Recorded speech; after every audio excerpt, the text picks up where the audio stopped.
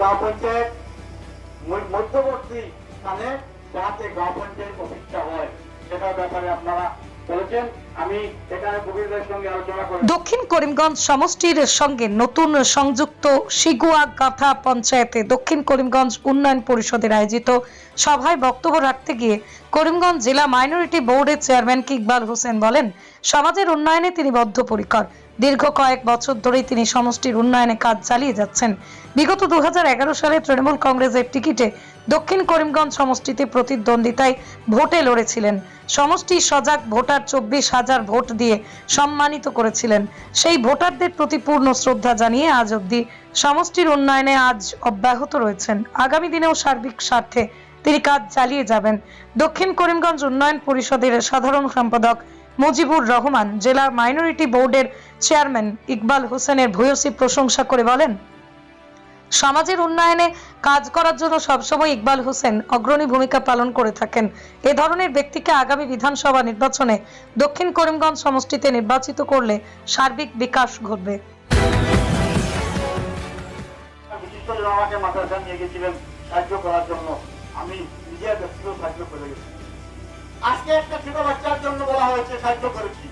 তো আমি করিমগঞ্জে বসে বারোগ্রামে বসে এই এলাকার মানুষের সুখ দুঃখ, কার অরুণোদয় লাগবে, কার নিত্য ভাতার প্রয়োজন, কার একটা কাজের প্রয়োজন, এই সমস্ত আমার পক্ষে সম্ভব নয়। সেই জন্য আমরা দক্ষিণ করিমগঞ্জ উন্নয়নের মাধ্যমে এই আমাদের এনজিওর মাধ্যমে প্রত্যেকটা বুথে 329টা বুথে আমরা বুথ কমিটি বানাবো এবং এই বুথ কমিটির মাধ্যমে আপনাদের সঙ্গে আমাদের যোগাযোগ হবে।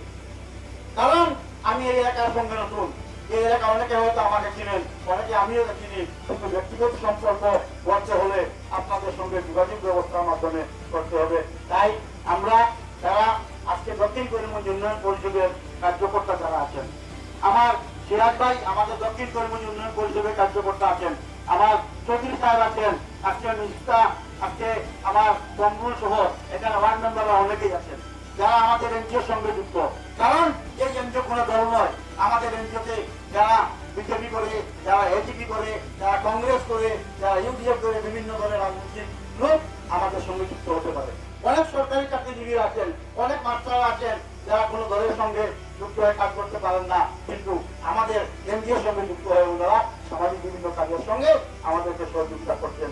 তাই বক্তব্য দীর্ঘায়ী করবো না, শুধু এই কথা বলবো, আপনারা আজকে যেভাবে স্বতঃস্ফূর্তভাবে আজকে সবার সমর্থন জানিয়েছেন, আমরা আগামী দিনে ওটাতে আপনাদের সেই সমর্থন, আপনাদের দোয়া, আপনাদের আশীর্বাদ বা আমার সঙ্গে এবং আমাদের যে এনজিও দক্ষিণ করিমগঞ্জ উন্নয়ন পরিষদ, এই উন্নয়ন পরিষদের উপর তাকে সেই কথা বলে আজকের এই সভা যারা আয়োজন করেছেন সবাইকে ধন্যবাদ জানিয়ে আমার সভাপতি প্রতিনিধি আমার কবির ভাই, সিরাজ ভাই সহ এখানে যারা দেশের প্রতিনিধি আছেন এবং বিশেষ করে আমার ফকর ভাই দীর্ঘদিন থেকে আমার সঙ্গে সম্পর্ক, যদিও উনি এবারে নর্থ করিমগঞ্জে চলে গেছেন, তবুও আমাদের নির্বাচনের সময় আপনারা যারা এখানে আছেন তার চেয়েও বেশি ফকর ভাই আমাদের সঙ্গে কাজ করবেন এবং এখানে অনেকেই আছেন যারা সদস্যর প্রতিনিধিরা আছেন যারা আমাদের সমষ্টির সঙ্গে যুক্ত না হলেও আমার সঙ্গে ভালো সম্পর্ক আছে, ওনারা কাজ করবেন।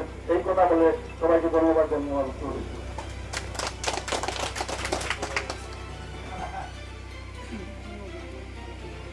আমার শিয়ালদহ হইতে এমএলএ হইলে কি একটা ভালো লাগবে, এমএলএ হইলে পালা বাড়ি লাগে লাগে না লাগে না, এগুলো এমএলএ হইতে বাড়ি ঘর বানাই, পালা গাড়ি লাগে, সরকার মানুষ নাই না।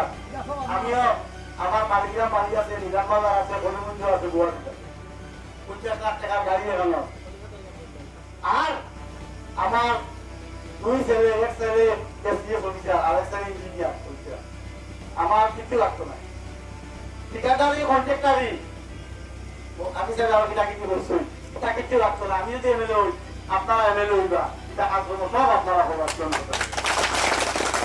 এই কথা বলে সবাইকে ধন্যবাদ জানাইয়া আজকে আমার বক্তব্য ধন্যবাদ জানাচ্ছি। আমাদের গাঁও পঞ্চায়েত মধ্যবর্তী স্থানে যাতে গাঁও পঞ্চায়েত অফিসটা হয় সেটার ব্যাপারে আপনারা বলেছেন।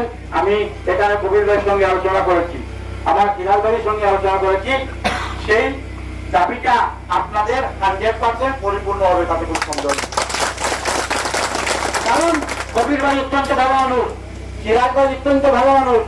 আজকে আমরা 2008 থেকে রাজনীতি করে আজকের দিনে আমরা জনগণের কাছ থেকে কোনো শিল পাইনি, কিন্তু আমার কবির ভাই রাজনীতিতে এসেই আপনাদের দোয়া, আপনাদের আশীর্বাদে একজন সভাপতি, সভানেত্রী, প্রতিনিধি শিল পেয়েছেন।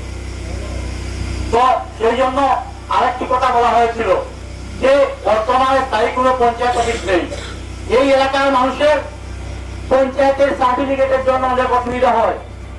গতদিন আমার ঘরে গিয়েছিলেন আমার তমরুল, মিসবা, আমার সভাপতি সহ কয়েকজন, আমরা সেখানে আলোচনা করেছি এবং আজকে আপনাদেরকে আজকে ওপেন সভায় বলছি যে এই এলাকার সুবিধার জন্য সপ্তাহে একদিন সভাপতির প্রতিনিধি কবির ভাই এবং সভাপতি আপনাদের এলাকায় একটা ঘর ভাড়া করে যতদিন পর্যন্ত স্থায়ী আপনাদের অফিস হবে না ততদিন পর্যন্ত আপনাদের সার্টিফিকেট ব্যবস্থা আগামী সপ্তাহ থেকে করে দেবে। আপনাদেরকে বিগত দিনে পঞ্চায়েতের যে কি উন্নয়ন হয়েছে তার সম্পর্কে আমি কিছু বলবো না, শুধু এই কথা বলবো আজকে আপনাদেরকে সবাইকে সাক্ষী রেখে আগামী দিনে যা স্বাধীনতার পরও এই গ্রাম পঞ্চায়েতের উন্নয়ন হয়নি, আপনাদের নবনির্বাচিত সভানেত্রীর প্রতিনিধি, সহসভাপতি এবং যেখানে যারা ওয়ার্ড সদস্যরা আছেন সবাইকে নিয়ে আমি চেষ্টা করবো যাতে আপনাদের এই এলাকার উন্নয়ন হয়। আজকে আমার কাজী মুজিবুর রহমান সাহেব অনেক কথা বলেছেন, আমি শুধু এই কথাটা বলবো যে আপনারা অনেকেই জানেন আমি 2011 সালে দক্ষিণ করিমগঞ্জে তৃণমূল কংগ্রেস থেকে প্রতিদ্বন্দ্বিতা করেছিলাম। তখন কংগ্রেসের সরকার ছিল।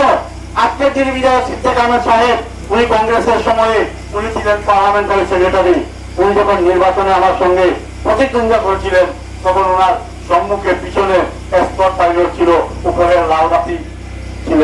তারপরেও সোনিয়া গান্ধীর মতো সর্বভারতীয় নেত্রী নিলামবাজারে আসার পরও দক্ষিণ করিমগঞ্জের মানুষ আমাকে প্রায় 24,000 ভোট দিয়ে আমি দ্বিতীয় স্থানে সেখানে পেয়েছিলাম। আমি মানুষকে কথা দিয়েছিলাম যে নির্বাচনে হার ঠিক আছে, নির্বাচনে হেরে গেলেও আমি অন্তত পক্ষে আপনাদেরকে উন্নয়ন স্কিম দিতে পারবো না, অন্তত পক্ষে সুখে দিতে আমি আপনাদের পাশে থাকবো। সেই 2011 সাল থেকে আজকের দিন পর্যন্ত আমি দক্ষিণ করিমগঞ্জের মানুষের সুখে দুঃখে আমি নিয়ন্ত্রণ পাবো। আজকের সময় আমি আপনাদেরকে কথা দিচ্ছি যে আমি নির্বাচনে হারিবা জিতি, 2026 সালের বিধানসভা নির্বাচনে আমি প্রতিদ্বন্দ্বিতা করব, হারিবা জিতি অন্তত পক্ষে যতদিন বসে থাকবো আমি আপনাদের সুখে দুঃখে আমি আপনাদের কাছে আমি আপনাদের পাশে থাকবো। অনেক কথা হয়েছে, রাত অনেক হয়েছে, আমার পরবর্তীতে আর একটা প্রোগ্রাম আছে। আজকে এটা দক্ষিণ করিমগঞ্জ উন্নয়ন